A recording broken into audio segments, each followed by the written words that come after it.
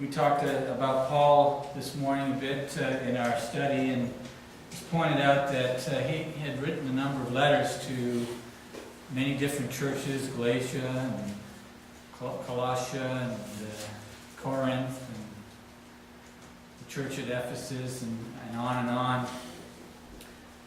In the end, Paul was in jail. He was persecuted,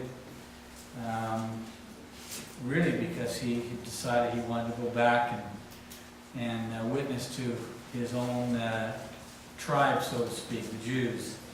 And for doing so, he was arrested and sent off to see Caesar.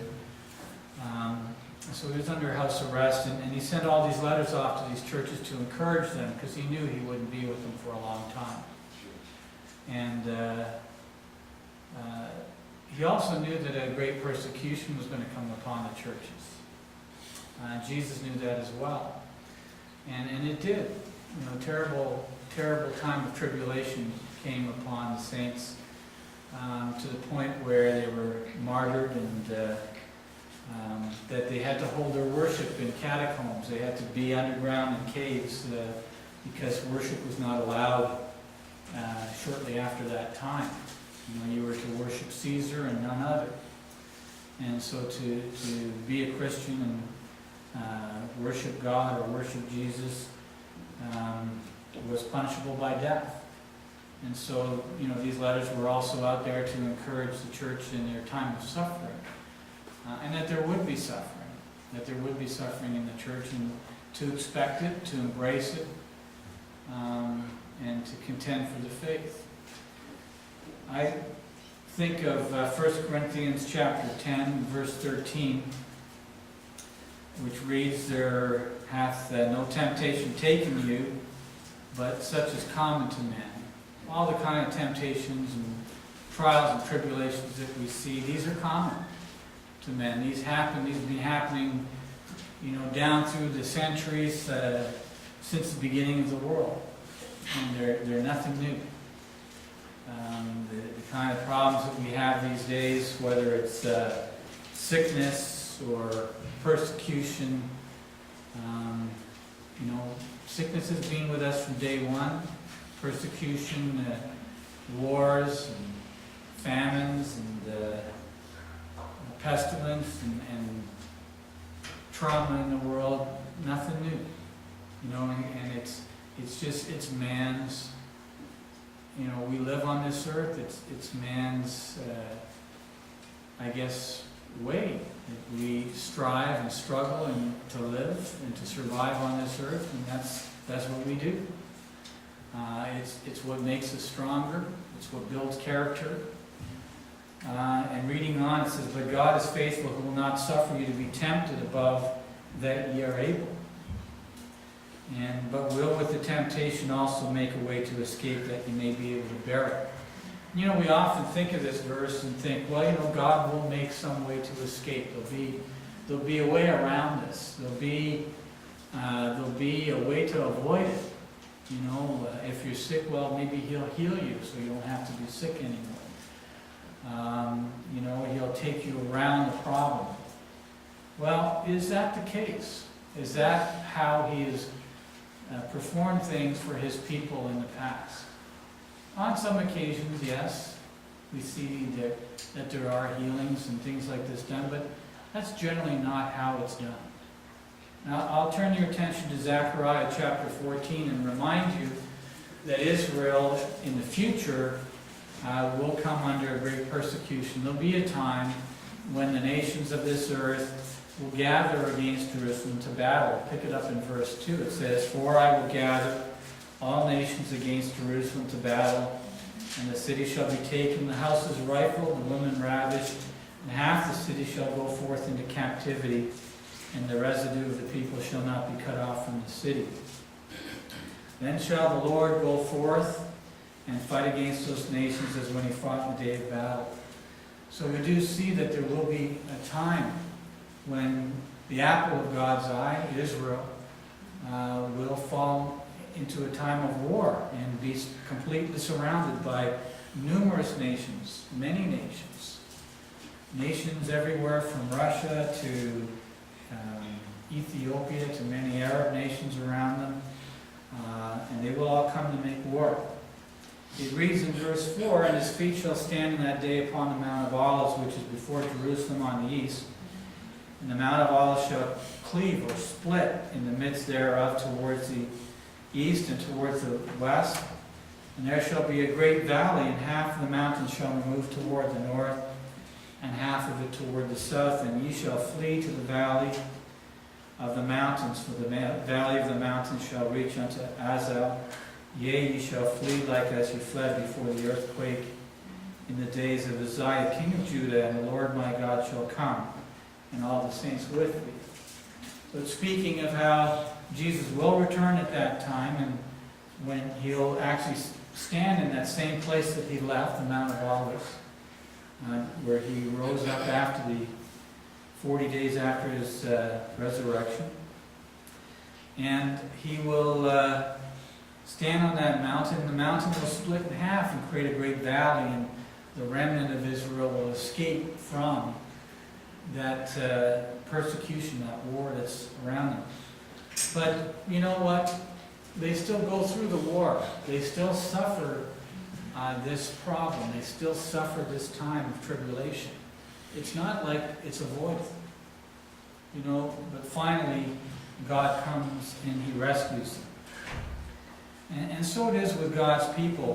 We're also reminded of Israel when they escaped Egypt. Israel had been a great nation and had lived in Egypt for many years. And in fact, Joseph had been second only to the Pharaoh in the land as he ruled, and put grain away for a time of famine.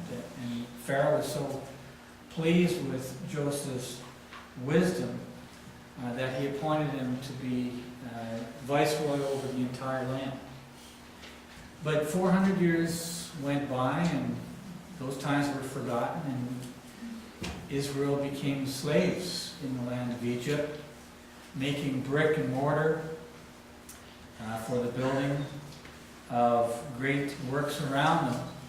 And they were in slavery and in bondage day after day, and finally they were brought out of the land of Egypt with great works and signs and wonders.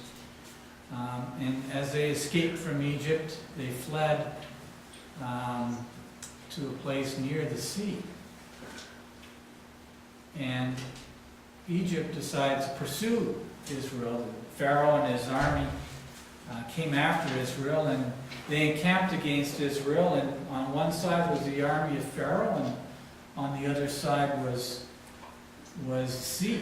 And so Israel was trapped. They were trapped. They were surrounded on all sides. We can find this in Exodus chapter 14. And they murmured, they cried to Moses, and they said, "Were there not enough graves in Egypt that you had to bring us out here to the wilderness, to the desert, to die?" And so there they were, having been in bondage and slavery in Israel, in Egypt all that time, and now surrounded with the sea on one side and the army that was about to fall upon them on the other. And again, here we are. This is the way it is sometimes with God's people. And how does God solve these kind of problems? Does he avoid the problem? Does he find a way to avoid the problem? In this case, God parted the sea, and Israel passed through. So he took them through the sea. He didn't take them around. He didn't take them around the army, but parted that water, and they walked across dry shod, and then the waters collapsed again as the Egyptian army pursued them. There are many, many other examples in Scripture. We can think of Daniel as well. Many times when God's people are in some kind of problem or some kind of tribulation. We have Shadrach, Meshach, and Abednego, who were the young men that were captive in Babylon, along with the rest of the Israelites, and they were careful not to do what the rest of the nation would do, which was to bow down and worship the idol of Nebuchadnezzar when the flute or the harp or any musical instrument was played, because they wanted to serve their God. This is in Daniel chapter 3, picking up from verse 15. And the penalty for not bowing down and worshiping the idol was to be cast in the fiery furnace. This was the penalty that the king had passed as a law, and the law couldn't be retracted by the king. And so, when that was played, these three men did not bow down and worship the idol, and so they were brought before Nebuchadnezzar, and it was told, hey, they won't bow down and worship your idol.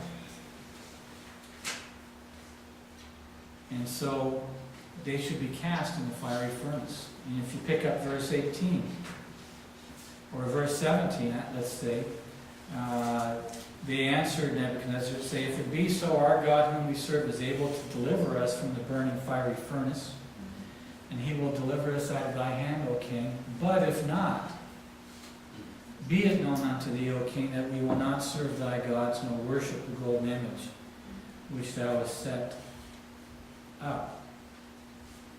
Then was Nebuchadnezzar full of fury, and the form of his visage was changed against these three men. He spake and commanded that they should heat the furnace 7 times more than it was wont to be heated. And he commanded the most mighty man that was in his army to bind the three men and to cast them into the burning fiery furnace.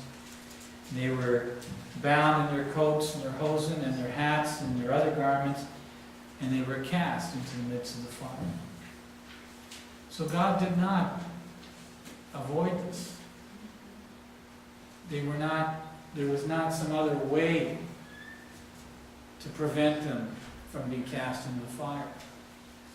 God is not one to necessarily look for another way around a problem, around some kind of suffering, or around some kind of tribulation. Instead, he took this man through the fire, into the fire.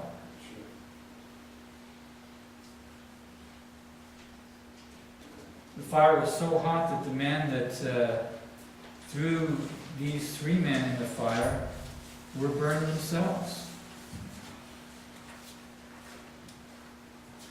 Yet the king, when he looked into the furnace, he could see the three men walking around there as if nothing had happened.